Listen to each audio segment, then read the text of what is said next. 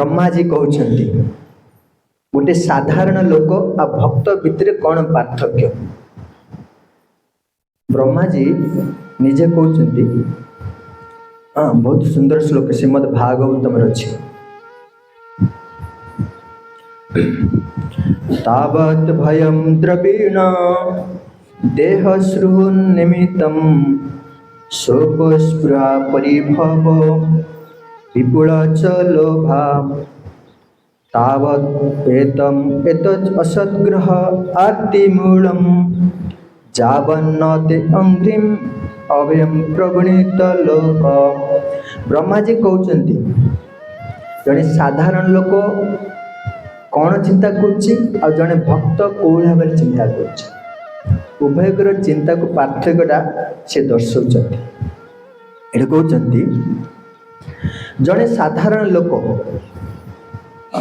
सबुबले भय शोक आउ लोभरे चिंताग्रस्त होता है। कहीं ग्रसित होता है ना सी सब बेले कौन चिंता करो विषय चिंता कर साधारण लोक निज परिवार को केमिति ठीक भले रखिबा आ जहाँ भी रोजगार करिके आनिकी परिवार केमिति पालन पोषण करिबा ए विषय चिंता करछ कि नहीं। आउ एठी कहउछंती द्रविण धन परिवार को पालन पोषण करिया पई धन रोजगार करिया पड़े से विषय चिंता करछ।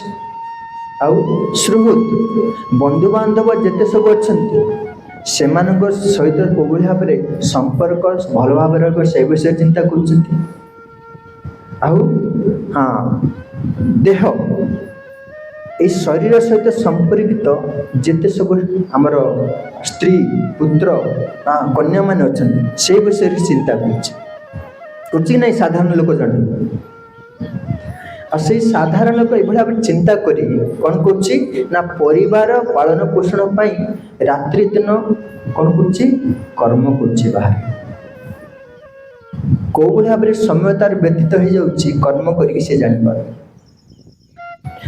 एभली चिंता भितर से कौ भाव में भगवान चिंता कर स्मरण कर भगवान को स्मरण कर सब चिंता भितर ब्रह्मा जी से कहते किंतु से भावुची मु परिवार को पालन पोषण करुची मो बिना से माने कौन हे मृत्युवरण करेंगे भाव में भावुची ना नहीं साधारण लोक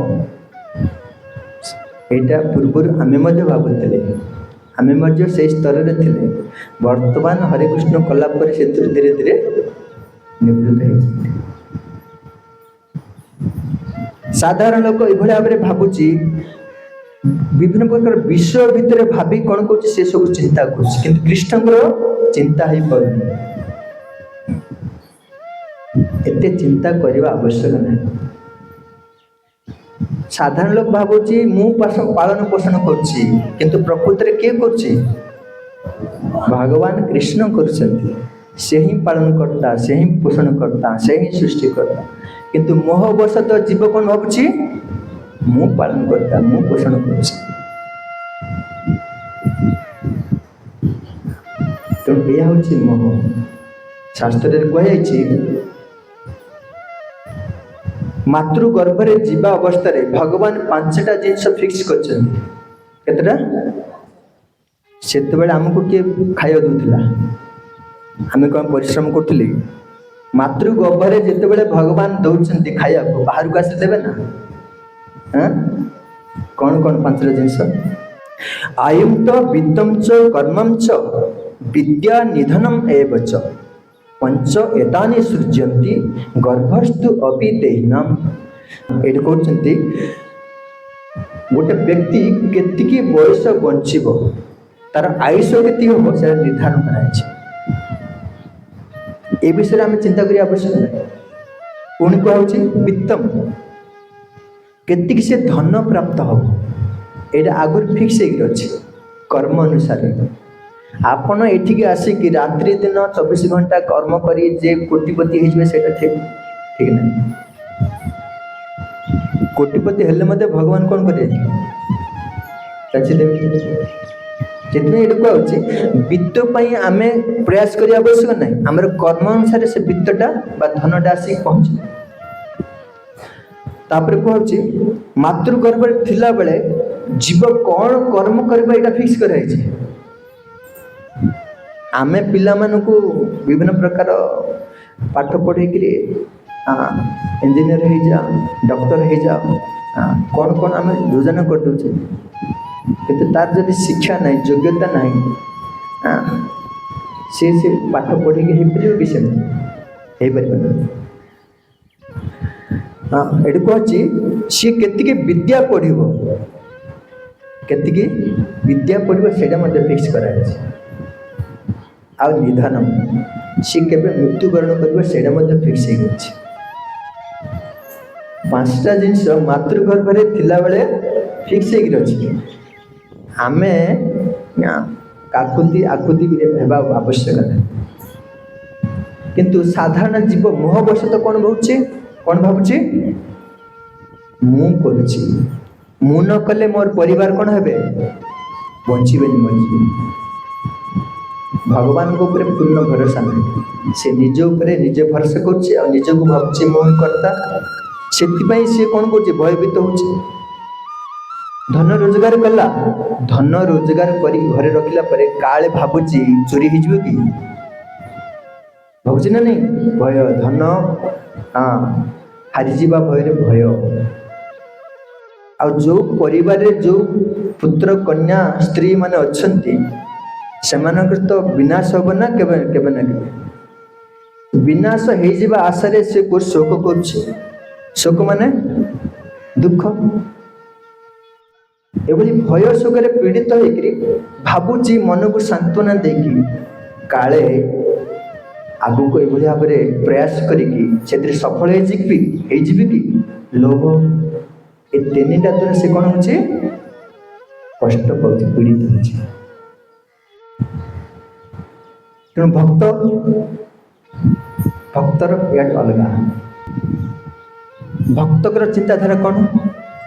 ଭକ୍ତ ସେଇ କର୍ମ କରୁଛି, କାହା ପାଇଁ କରୁଛି, କୃଷ୍ଣଙ୍କ ପାଇଁ କରୁଛି। ଆଉ ସାଧାରଣ କର୍ମୀ ଲୋକ କାହା ପାଇଁ କରୁଥିଲେ, ନିଜ ପରିବାର ପାଇଁ, ନିଜ ପାଇଁ। ସେଥିପାଇଁ ସେ ଭୟ ଶୋକରେ କ'ଣ କରୁଥିଲେ, ପୀଡ଼ିତ ହେଉଥିଲେ। କିନ୍ତୁ ଭକ୍ତ ଭଗବାନ ପାଇଁ କରୁଥିବା ସେ ଅଭୟ। ଏ ଶ୍ଲୋକରେ ଆସୁଛି, ବ୍ରହ୍ମାଜୀ କହୁଛନ୍ତି, ହେ ଭଗବାନ, ଯେଉଁ ବ୍ୟକ୍ତି ଆପଣଙ୍କର ଚରଣ କମଳରେ ଶରଣ ନ ନେଇଛି ସେ କ'ଣ କରିବ, ସେ ସଦା ସର୍ବଦା ଭୟ ଶୋକ ଲୋଭରେ ପୀଡ଼ିତ ହେବ। ଆଉ ଯେଉଁମାନେ ଭକ୍ତ ଆପଣଙ୍କର ଅଭୟ ଚରଣରେ, ଯେଉଁଠିକି ଭୟ ନାହିଁ, ଶରଣ ନେଇଛନ୍ତି, ସେମାନେ କେବେ ହେଲେ ଭୟପ୍ରାପ୍ତ ହେବେ ନାହିଁ। ଭକ୍ତିବିନୋଦ ଠାକୁର ତାଙ୍କର ସଙ୍ଗୀତରେ ଗାଉଛନ୍ତି। ତେଣୁ ଭକ୍ତିବିନୋଦ ଠାକୁର ଲେଖୁଛନ୍ତି, ଆତ୍ମନିବେଦନ ତୋୟା ପଦେ କରି, ଆତ୍ମନିବେଦନ ତୋୟା ପଦେ କରି, ହୋଇନୁ ପରମ ସୁଖୀ, ହୋଇନୁ ପରମ ସୁଖୀ। দুঃখ দূরে গেল চিন্তা ন রহিল, দুঃখ দূরে গেল চিন্তা ন রহিল, দুঃখ দূরে গেল চিন্তা ন রহিল, দুঃখ দূরে গেল চৌদিগে আনন্দ দেখি প্রভু, চৌদিগে আনন্দ। অশোক অভয় অমৃতর ধার, অশোক অভয় অমৃত, তোমার চরণ দয়া প্রভু, তোমার চরণ তাহাতে কোন বিশ্রাম লভিয়া, তাহাতে কোন বিশ্রাম ছাড়িনু ভবের ভয় প্রভু, ছাড়িনু ভবের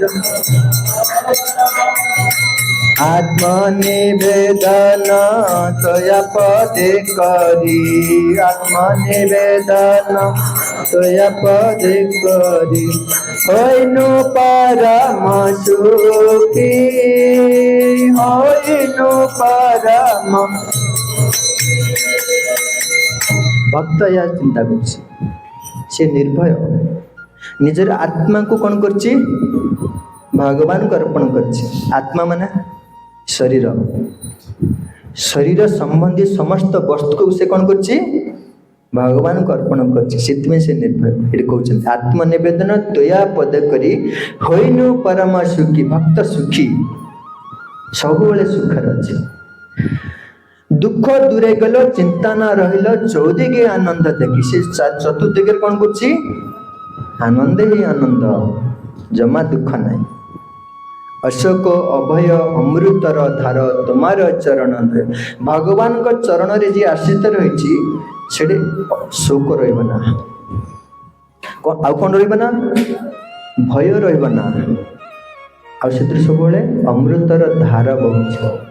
भगवान को कथा श्रवण करी, भगवान की सेवा करी, से कौन करछि, एते आनंदित होछि, समस्त प्रकार भव भय को दूर कर दउछि। ब्रह्मा जी से कथा कहउछन्ति। कृष्ण हरे कृष्ण, कृष्ण कृष्ण हरे हरे,